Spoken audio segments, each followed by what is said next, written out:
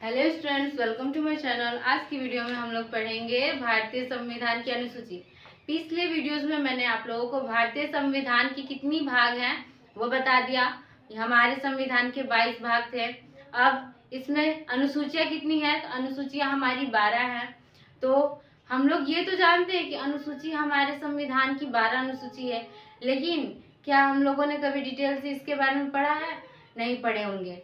तो आज मैं इसे डिटेलली आप लोग के साथ बताऊंगी, आपके साथ साझा करूंगी।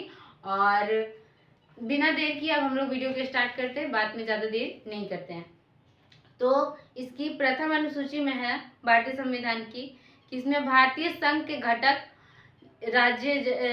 राज्य जो 28 राज्य हैं हमारे, और संघ शासित जो कि 8 क्षेत्र हैं उल्लेखित किए गए हैं। और मैं बता दूं आप लोगों को कि दिल्ली जो है हमारा भारत की राष्ट्रीय राजधानी, जो जिसको दर्जा मिला है, ये हमारा भारत के 69वें संशोधन के द्वारा जो हमारा दिल्ली है वो राजधानी बनी थी। तो अब आगे चलते हैं दूसरी अनुसूची की तरह। तो दूसरी अनुसूची है भारत राज्य व्यवस्था के विभिन्न पदाधिकारी। देखिए इसमें कौन कौन से पदाधिकारी आ जाते हैं? राष्ट्रपति, राज्यपाल, लोकसभा के अध्यक्ष और उपाध्यक्ष, राज्यसभा और राज्यसभा के सभापति, उपसभापति, विधानसभा के सभापति अध्यक्ष और उपाध्यक्ष, विधान परिषद के सभापति एवं उपसभापति, उच्चतम न्यायालय और उच्चतम न्यायालयों के न्यायाधीशों के, और भारत को नियंत्रण महालेखा परीक्षक आदि। इसमें बहुत सारे लोग इसमें सम्मिलित हैं। तो इतना ही तक मैं आप लोगों को बता दूं। और इससे प्राप्त होने वाले वेतन, भत्ते और पेंशन आदि का उल्लेख हमारे दूसरी अनुसूची में किया गया है। इन सभी का जितना भी मैंने नाम लिया गया है, ये सब लोग मतलब जो भी राष्ट्रपति हैं या राज्यपाल हैं, इन सभी का जो वेतन जो उनको मिलता है या पेंशन मिलता है या भत्ते मिलते हैं, ये सब दूसरी अनुसूची में लिखा गया है, भारत के संविधान की दूसरी अनुसूची में। तृतीय अनुसूची में इसमें विभिन्न पदाधिकारी, मंत्री, उच्चतम एवं उच्च न्यायालय के न्यायाधीशों द्वारा पद ग्रहण के समय को पद ग्रहण जब हम लोग वहां पर करते हैं ये लोग, तो उस समय एक शपथ लेते हैं। तो वो शपथ का उल्लेख हमारी तीसरी अनुसूची में लिखा गया है। चौथी अनुसूची में विभिन्न राज्यों के संघीय क्षेत्रों की राज्यसभा के प्रतिनिधित्व का विवरण किया गया है। फिर पांचवी अनुसूची में हमारे विभिन्न अनुसूचित क्षेत्रों के और अनुसूचित जनजाति के प्रशासन और नियंत्रण के बारे में उल्लेख किया गया कि वहाँ की नियंत्रण कैसी है अनुसूचित जनजाति के साथ। ये सब इसमें पांचवी अनुसूची में है। छठी अनुसूची में असम, मेघालय, त्रिपुरा और मिजोरम राज्यों की जनजातीय क्षेत्रों को प्रशासन के बारे में प्रावधान दिया गया है, उसमें इसका उल्लेख मिल जाता है। छठी में था, मैंने आप लोगों को छठा तक बता दिया है। तो आगे है हमारा सातवीं अनुसूची। सातवीं अनुसूची जो है, ये सातवीं अनुसूची में इसमें केंद्र एवं राज्य के बीच शक्तियों के बंटवारे के बारे में दिया गया है तथा इसकी अनुसूची के सरकारों द्वारा शुल्क एवं कर लगाने के अधिकारों का उल्लेख किया गया है। इसके अंतर्गत 3 अनुसूचियां आती है, एक संघ सूची, दूसरा राज्य सूची और तीसरा है हमारा समवर्ती सूची। 3 सूची मैंने आप लोगों को बताया, संघ सूची, राज्य सूची और समवर्ती सूची। तो ये सभी के बारे में भी अगर आप लोगों को जानना है तो नेक्स्ट वीडियो के लिए कमेंट कीजिएगा। तो हम लोग आगे बढ़ते हैं आठवीं अनुसूची की तहत, क्योंकि सातवीं मैंने अभी आप लोगों को बताया।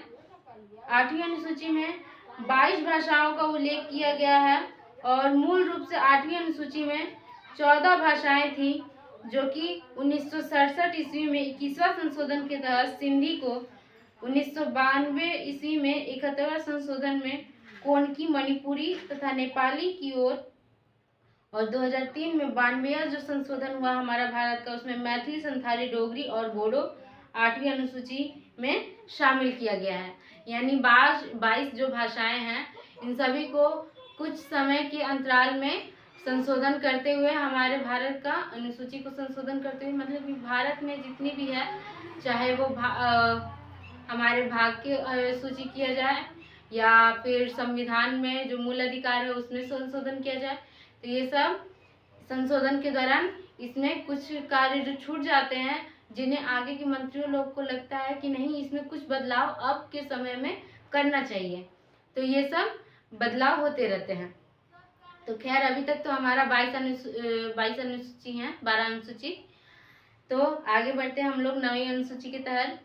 तो 9वीं अनुसूची में संविधान की यह अनुसूची प्रथम संविधान संशोधन अधिनियम 1951 ईस्वी के द्वारा जोड़ी गई थी। इसमें इसके अंतर्गत राज्य के द्वारा संपत्ति के अधिग्रहण और विधियों का उल्लेख किया गया है।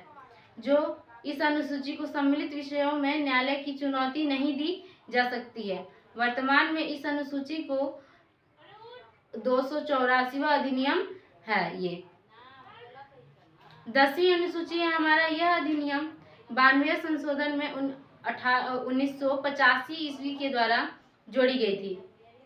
इसमें दल बदल से संबंधित प्रावधानों के उल्लेख किया गया है।